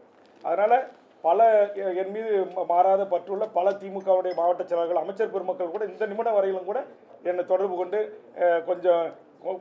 கொஞ்சம் பொறுத்தருங்க அப்படின்லாம் பேசுகிறாங்க. ஆனால் எனக்கு என்ன சொன்னேன், சரி சீட்டு தான் உங்களுக்கு நெருக்கடி இருக்குது, காங்கிரஸுக்கு கூட்ட கொடுத்துட்டீங்க, தேமுதிகவுக்கு கூடுதலாக கொடுத்துட்டீங்க, கமல்ஹாசனுக்கு கொடுக்குறீங்க, சீட்டே வேண்டாங்க, இந்த 10 அம்ச கோரிக்கை நிறைவேற்றுங்கன்ற. இது நீங்கள் ஜாதிவாரி கணக்கெடுப்பு நடத்தும். இன்னும் இப்போ 5 வருஷம் ஆட்சி முடிஞ்சு போச்சு. 5 வருஷம் கரடியாக நான் கத்தனை சட்டமன்றத்தில் செய்யலைங்க. மீண்டும் திமுக தான் ஆட்சிக்கு வரப்போகிறது, இது ஒரு வெற்றி கூட்டணி என்று நானே சொல்லியிருக்கிறேன்ல. அப்படி இருந்தால் இல்லை, நேற்று வரைக்கும் இந்த நிமிடம் வரைக்கும் அதுதான் உங்ககிட்ட சொன்னேன். அப்போ மீண்டும் திமுக ஆட்சிக்கு வந்தபோது வேல்முருகன் கொடுத்த இந்த கோரிக்கைகளை திமுக அரசு பரிசீலிக்கும் அப்படின்னு என்னை அழைத்து முதலமைச்சர் சொல்லுவதில் என்ன உங்களுக்கு? அப்போ யார் தடுக்கிறா? எது உங்களை தடுக்கிறது? இந்த கேள்விக்கு என்ன பதில் இருக்குது? அப்போ தான் நான் சொல்கிறேன், இங்கே சமூக நீதிக்கு எதிரான, இங்கே பாரதிய ஜனதாவில் இறக்கிவிடப்பட்ட, இங்கே RSS சித்தாந்தத்தை ஏற்றுக்கொண்ட முன்னேறிய சமூக நீதிக்கு எதிரான ஒரு கூட்டம் முதலமைச்சரை சுற்றி இருந்து கொண்டு முதலமைச்சரை இயக்குகிறது. அதனால தான் முதலமைச்சருடைய கைகள் கட்டப்பட்டிருக்கிறது. நான் கேட்குறேங்க, தமிழர் வாழ்வுரிமை கூட்டமைப்பில் 150 அமைப்புகளுக்கு ஐயா நெடுமாறன், குளத்திருமணி, கோவை ராமகிருஷ்ணன், மணியரசன், எல்லா தலைவர்களும் தியாகு தோழர். நாங்களாம் என்ன சமூக விரோதிகளா? நாங்களாம் தீவிரவாதிகளா? நாங்கள் வந்து உங்களை சந்தித்து பேசணும்னு சொல்கிறோம். தமிழ்நாட்டுடைய முக்கிய வாழ்வுரிமை பிரச்சனை குறித்து, ஈழத்தமிழர் பிரச்சனை குறித்து முதலமைச்சர்கிட்ட போய் நான் கடிதம் கொடுத்தேன், சந்திக்க நேரம் கொடுங்கன்னு. ஏன் எனக்கு சந்திக்க நேரம் கொடுக்கல? சரி, கொடுக்கல. முத்துலட்சுமி அக்கா அவருடைய கணவர் இறந்துட்டாரு, உங்களுடைய சொந்த பட்டா இடத்துல வீரப்பனாருக்கு ஒரு நினைவு மண்டபம் கட்டி கொடுக்குறது அனுமதி கொடுக்கணும், முதலமைச்சரை சந்திக்கணுன்றாங்க. பல முறை கேட்டுட்டேன், சந்திப்பு கிடையாது. சரி, இதுக்கு 2வது சந்திப்பு 10.5% நிறைவேற்றுவது குறித்து ராமதாஸ், அன்புமணியை தவிர்த்து ஏனைய வன்னியர் சமூகத்தினுடைய பல்வேறு சின்ன சின்ன அமைப்புகள் தலைவர்கள் இருக்கிறாங்க. அவங்க எல்லாரும் என்னை வந்து சந்தித்து எங்களை முதலமைச்சர்கிட்ட கூப்பிட்டு போங்க, நாங்கள் முதலமைச்சரை சந்திக்கணும்னாங்க. இந்த 5 ஆண்டு காலத்தில் பல முறை முதலமைச்சர்கிட்ட அவர்களை சந்திப்ப நேரம் கேட்டேன், தரலை. சரி, தமிழர் வாழ்வுரிமை கூட்டமைப்புன்னு என் தலைமையில் ஒன்று இயங்குது, உங்களுக்கு எல்லாருக்கும் தெரியும். கடந்த 10 ஆண்டு காலம் கோபேக் மோடின்னு சொல்வதிலிருந்து தமிழ் சமூகத்தின் வாழ்வுரிமைக்காக மிகப்பெரிய போராட்டங்கள் 1 லட்சம் பேர் 50,000 பேரை திரட்டி தொடர்ந்து போராடுற அத்தனை போராளி இயக்கங்களும் என்னோட இருக்கிறாங்க. அவங்க எல்லாரும் ஒரு தடவை உட்காந்து சந்தித்து இந்த சாதிவாரி கணக்கெடுப்பு நடத்தணும். இந்த வடக்கன்ஸ் என்று சொல்லக்கூடிய வடவர்களுடைய ஆதிக்கம் இங்கே அதிகமாக இருக்குது. அதனால் அது ஸ்டேட் என்ட்ரி லைன் பர்மிட் முறை வடகிழக்கு மாநிலங்கள் போல தமிழ்நாட்டிலையும் ஒரு முறைப்படுத்தணும். நம்ம வட இந்தியர்களையோ மொழி வழி சிறுபான்மையோ நமக்கு எதிரி இல்லை. அதனால் இதை முறைப்படுத்துவதற்கு மாண்புமிகு முதலமைச்சரை சந்தித்து நம்ம பேசணும். நீங்கள் கூட்டமைப்பினுடைய தலைவராக இருக்கிறீங்க, எம்எல்ஏவாக இருக்கீங்க, முதலமைச்சரோட நெருக்கமாக இருக்கிறீங்க, ஒரு தேதி வாங்கி கொடுங்க அப்படின்னு சொல்லி எல்லாரும் கையெழுத்து போட்டு கொடுத்தாங்க. மதிமுக உள்பட எல்லா கட்சிகளும், விடுதலை சிறுத்தைகள் எல்லாரும் அதை கொண்டு போய் முதலமைச்சர் வீட்டில் கொடுத்துட்டு உடனே முதலமைச்சருடைய செக்ரட்டரி, உளவுத்துறை, மூத்த அமைச்சர்கள்லாம் உட்காந்து யார் யார் அந்த 150 பேர் கொடுங்கன்னாங்க. 150 பேரை கொடுத்து 2-3 மணி நேரம் அதை குறித்து நான் அவங்ககிட்ட மன்றாடுறேன். இவர்கள்லாம் சந்திக்கணுன்றாங்க. போன தேர்தலில் நமக்காக தேர்தல் வேலை செஞ்சவங்க, இவங்க யாரும் தீவிரவாதி கிடையாது, நக்சல் பாரி கிடையாது, எல்லாம் ஜனநாயக சக்திகள். அவங்க அத்தனை பேருமே இப்போ திமுகவை இந்த கூட்டணி ஆதரிச்சுக்கிட்டு பிரச்சாரம் பண்ணிட்டு இருக்காங்க. ஆனால் ஒரே ஒரு முறை கூட அவரை சந்திக்க முதலமைச்சர் தயாராக இல்லை. அப்போ இது எதை காட்டுகிறது? அப்போ நான் தான் சொல்கிறேன், முதலமைச்சர் சட்டமன்றத்தில் தனிப்பட்ட முறையில் என்கிட்ட பார்க்கும்போது நல்லா பேசுகிறாரு, நல்லா இருக்கிறாரு, அது எல்லாம் வேற. தனிப்பட்ட முதலமைச்சருக்கும் எனக்கும் எந்த கருத்து முரண்பாடும் கிடையாது. அவர் ஒரு மிகச்சிறந்த நல்ல மனிதர். கடைசி கூட்டத்தொடரில் நான் பேசுவது போல் இந்த 74 வயதிலும் கடுமையான ஒரு உழைப்பாளி. அந்த உழைப்பு தான் அவரை இந்த உச்சத்தில் கொண்டு வந்து நிறுத்தியிருக்கிறது என்பதில் எனக்கு எந்த மாற்று கருத்தும் கிடையாது. ஆனால் நான் இந்த தமிழ் சமூகத்திற்காக நான் வைத்த கோரிக்கைகள் அது ஏன் நிறைவேற்றப்படவில்லை?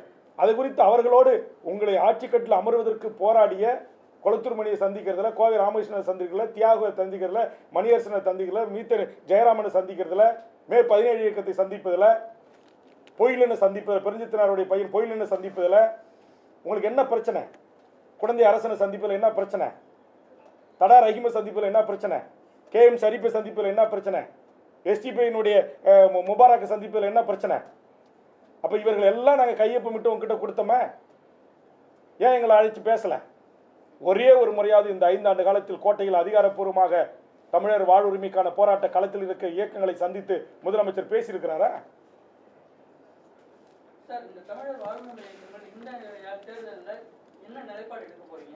இல்லை, இது வந்து ரொம்ப எங்களை என்ன சொல்லுவாங்க, கூடவே வைத்திருந்து நாங்கள் ஒரு வலுவான மாற்று அணியாக கட்டமைத்து விடக்கூடாது என்கிற அடிப்படையில் கடைசி நேரத்தில் அவங்க எங்களுக்கு இந்த பதிலை சொல்கிறாங்க. இந்த பதிலை சொன்ன பிறகு தான் நான் அவங்களை சந்திக்கிறேன்.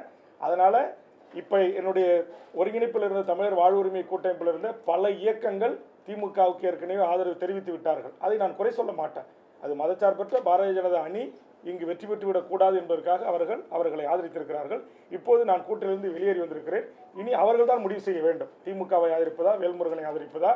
வேல்முருகன் தலைமையில் அமைய போகின்ற இந்த தமிழர் வாழ்வுரிமைக்கான ஒரு கொள்கை சார்ந்த, நான் என்ன சொன்னேன், இப்போ டெல்லியிலே கூட கடந்த காலத்தில் வாஜ்பாய் கவர்மெண்ட்டில் ஒரு செயல் திட்டம் இருந்துச்சு, ஒரு குறைந்தபட்ச செயல் திட்டம் இருந்துச்சு.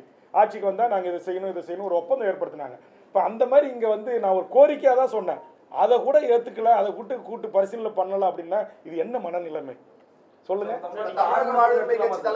கண்டிப்பா நீங்க பத்திரிகை தான் வந்து நீங்க விவாதத்துல கூட 3 முனை போட்டு 4 முனை போட்டின்னு தான் எடுத்துக்கிறீங்க. தமிழக வாழ்வுரிமை கட்சி தலைமையிலான கூட்டணி சொன்னீங்க. ஆமா, 6 முனை போட்டி எடுத்துக்கலாம். கண்டிப்பா நாங்க வந்து தமிழக வாழ்வுரிமை கட்சி இந்த தேர்தலை நாங்க தான் சொல்லிட்டோமே, திமுக கூட்டிலிருந்து வெளியேறிட்டோம். நாங்கள் எத்தனை கட்சிகள் அமைப்புகள் ஆதரவோடு இந்த தேர்தலை சந்திக்க போகிறோம் என்பதை விரைவில் நான் அறிவிக்கிறேன். அப்போ எங்களை நீங்கள் வந்து 5 முனை போட்டியை தாண்டி 6 முனை போட்டியாக கூட களம் மாறுகிறது என்பதை நீங்கள் தான் விவாத பொருளாக மக்கள்கிட்ட கொண்டு போகணும். நீங்கள் முதல்ல நாங்கள் இந்த மண்ணுக்கும் மக்களுக்கும் போராடுகின்ற போராளிகளை கொண்ட இயக்கங்கள் இருக்குது, இவங்கெல்லாம் இங்கே லஞ்சம் லாவணியம் ஊழல் மண்ணை திருடாமல் மலையை வெட்டி கடத்தாமல் தாது மணல் கொள்ளையில் ஈடுபடாமல் லாட்ரி விற்காமல் கஞ்சா விற்காமல் அபீன் விற்காமல் இந்த மண்ணில் நேர்மையான அரசியலாளர்கள் எங்களை போன்றவர்கள் இருக்கிறாங்க என்பதை இந்த நாட்டில் இருக்கிற கடகோடி உழைக்கும் பாட்டாளி வர்க்கத்திற்கும் கடகோடி வாக்காளருக்கும் கொண்டு சேர்க்க வேண்டிய கடமையும் பொறுப்பும் எனது அருமை பத்திரிகை ஊடக நண்பர்களாகிய உங்களுக்கு இருக்கு. நீங்கள் கொண்டு போய் சேருங்க. நீங்கள் ஒரு சினிமா நடிகரை கொண்டு போய் சேர்ப்பதில் இங்கே இருக்கிற போராளி இயக்கம் மறந்து ஐயா கண்ணு நல்லக்கண்ணு போன்றவர்களை சேர்க்க மறந்துட்டீங்க. ஐயா கண்ணு போன்ற பாண்டியன் போன்ற இந்த மண்ணுக்காக விவசாய மக்களுக்காக போராடுகின்ற இளைஞரன் போன்றவர்களை கொண்டு போய் சேர்க்க மறந்துட்டீங்க. எத்தனையோ விவசாய சங்க தலைவர்களா உதயகுமாரனை கொண்டு போய் சேர்க்க மறந்துட்டீங்க. ஆக அதுமாரி இல்லாமல் ஒரு அரசியல் கட்சியாக நாங்களும் இந்த மாதிரி நாங்களும் இருக்கிறோம். இப்போ நிறைய அமைப்புகள் இருக்கிறாங்க, சமரசமற்று கடைசி நிமிடம் வரைக்கும் போராடி மடிந்தாலும் பரவாயில்லை அப்படின்னு. இப்போ அவர்களுக்கு உரிய முக்கியத்துவத்தை அவர்களுக்கு உரிய இடங்களை பத்திரிகை ஊடகங்கள் அவர்களுக்கு உரிய வெளிச்சத்தை கொடுங்க. நாங்கள் எல்லாரும் சேர்ந்து இந்த பத்திரிகை ஊடகத்தின் சார்பாக நாங்கள் கைகூப்பி தமிழக மக்கள்கிட்ட சொல்கிறோம், நாங்கள் ஒரு மாற்று அரசியலை, ஒரு அறம் சார்ந்த அரசியலை, ஒரு இந்த மண்ணுக்கான மக்களுக்கான மொழிக்கான இனத்திற்கான எதிர்கால என் சந்ததிக்கான ஒரு அரசியலை செய்வதற்கு நாங்கள் முற்படுகிறோம். தமிழக மக்கள் தமிழக வாழ்வுரிமை கட்சி தலைமையில் நாங்கள் முடிவெடுத்து அறிவிக்கின்ற அந்த கூட்டணியை ஆதரிக்க வேண்டும் என்று அன்போடு கரங்கூப்பி தமிழக மக்களுக்கு வேண்டுகோள் வைக்கிறேன். உங்களுடைய இந்த விலகலானது அஇஅதிமுகவுக்கும் பாஜகவுக்கும் சாதகமாயிடாதா? எப்படி சாதகமாகும்? நான் தான் சொல்லிட்டேன், என்டிஏ என்பது அது ஒரு பாரதிய ஜனதா மதத்தின் பெயரால் மக்களை அணிதிரட்டுகின்ற ஒரு கூட்டணி.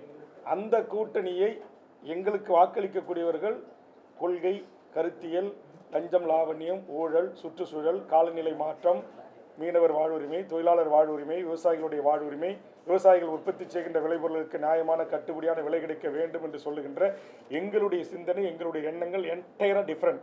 ஆனால் பாரதிய ஜனதா என்பது முழுக்க முழுக்க கார்ப்பரேட் நிறுவனங்களை உள்ளடக்கிய பெரும் முதலாளிகளை வளர்த்து எடுக்கிற, இங்கே இருக்கிற நான் சொன்ன சிறு குறு தொழிலாளர்களிலிருந்து சிறு குறு விவசாயிகளிலிருந்து மீனவர்களிலிருந்து இவர்களுடைய வாழும் உரிமை பறிக்கின்ற ஒரு கட்சி பாரதிய ஜனதா.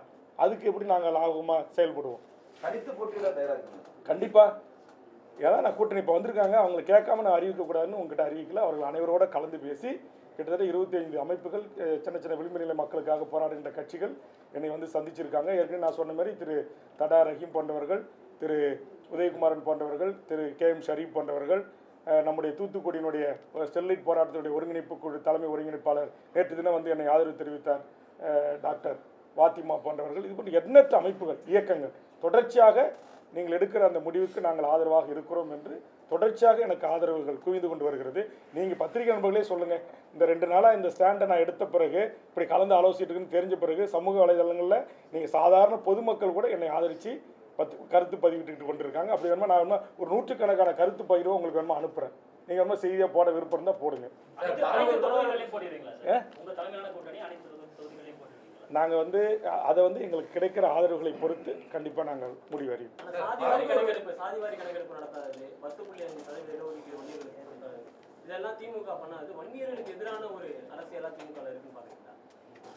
நாங்கள் வந்து வன்னியருக்கு மட்டும் எதிராக சமூக நீதி, அதனால சொல்கிறாங்க, சமூக நீதியே இந்த மண்ணில் அனைத்து மக்களுக்கும் கிடைத்துவிடக்கூடாது என்பது தடுக்கிற ஒரு கூட்டம் முதலமைச்சரை சுற்றி இருக்கிறது என்பது என்னுடைய குற்றச்சாட்டு. அதற்கு முதலமைச்சர் வந்து ஈல்டாகிறார். அதனால தான் முதலமைச்சர் சாதிவாரி கணக்கெடுப்பு எடுக்கல அப்படின்றது என்னுடைய பார்வை. புரியுது?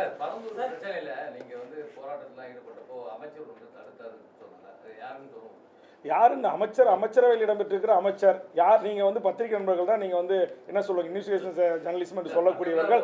அங்கே யார் ஆயிரக்கணக்கான ஏக்கரை யார் இந்த விமான நிலையம் வருவதற்கு முன்பாக வாங்கி போட்டு இன்றைக்கி 5 மடங்கு அரசாங்கத்துக்கிட்ட பணத்தை பெறுவதற்கும், அல்லது ரியல் எஸ்டேட்டு, அங்கே 5 ஸ்டார் ஹோட்டலு, நட்சத்திர விடுதிகள், ஐடி போன்ற கம்பெனிகளை உருவாக்கலாம்னு யார் திட்டமிட்டிருக்காங்களோ அவர்கள்.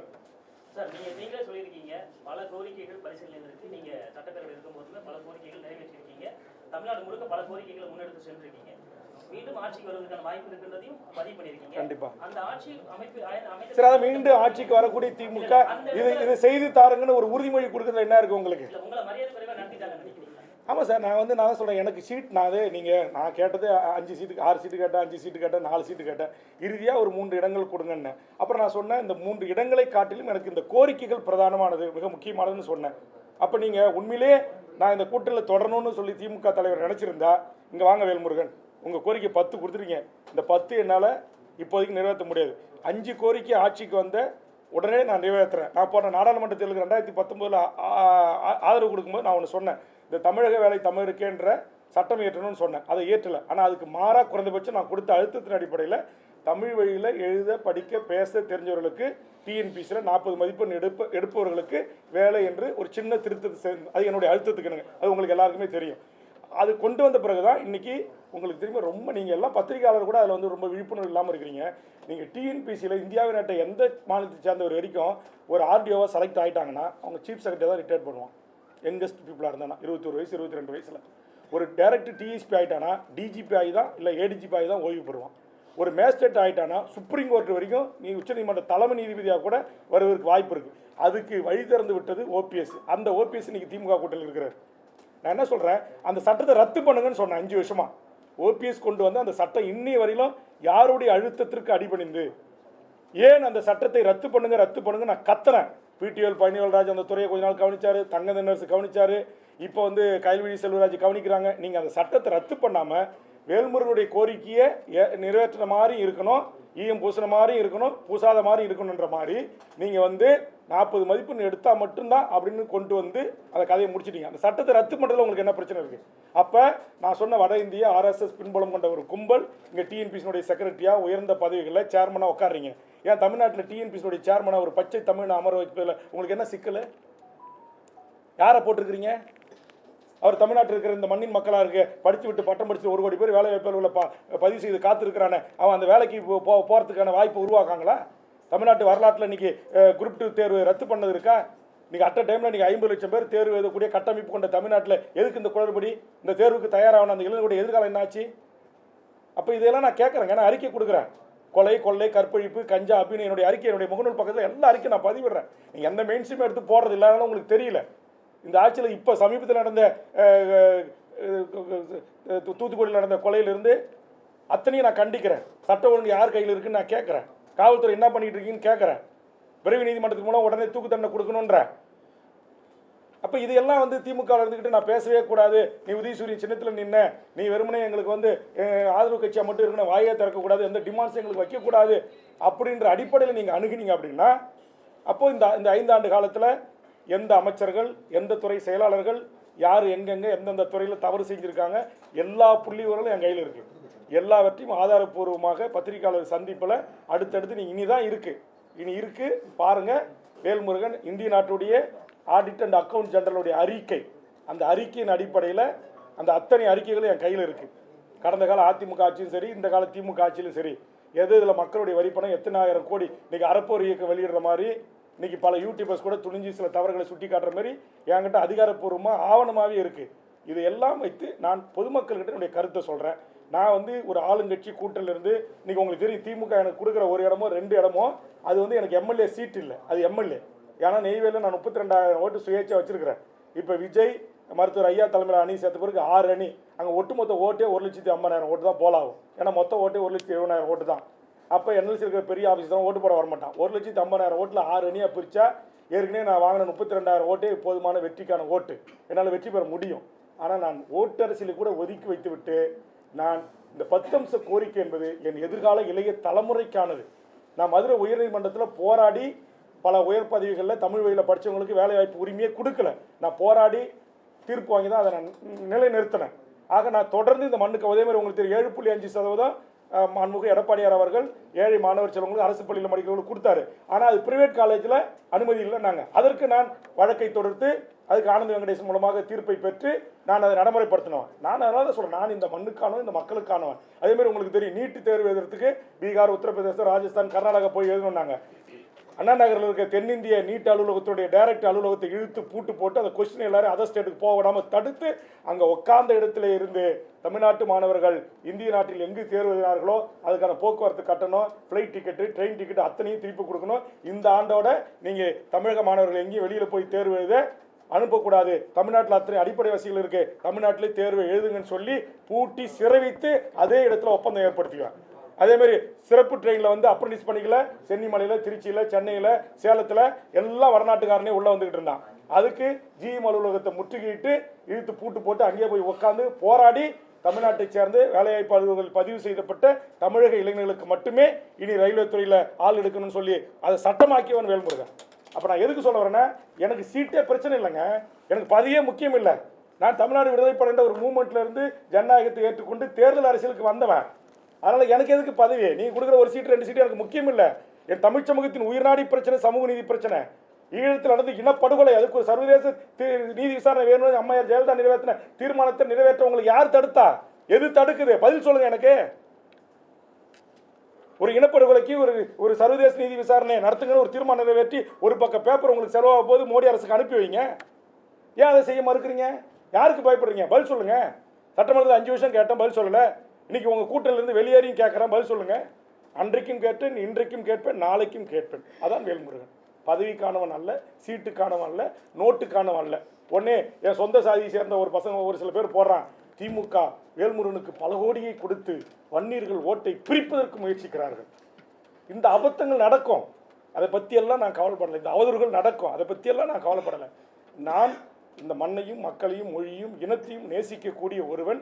என்னை முழுவதுமாக அறிந்த மூத்த பத்திரிகை ஊடக நண்பர்களுக்கும் மூத்த அரசியல் தலைவர்களுக்கும் தெரியும்.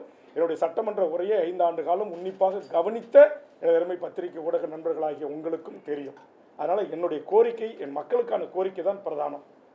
அதை முன்னோக்கி தான் நான் வந்து தொடர்ந்து வலியுறுத்தி வந்தேன். அதற்கு கூட எனக்கு ஒரு சரியான பதில் கிடைக்காத பட்சத்தில் எங்கள் கட்சி ஒட்டுமொத்தமாக எடுத்த முடிவை எனது பத்திரிகை ஊடக நண்பர்களுக்கு அறிவித்திருக்கிறேன். தொடர்ந்து நீங்கள் ஆதரவு தர வேண்டும் என்று கேட்டு நிறைவு செய்கிறேன். நன்றி, வணக்கம்.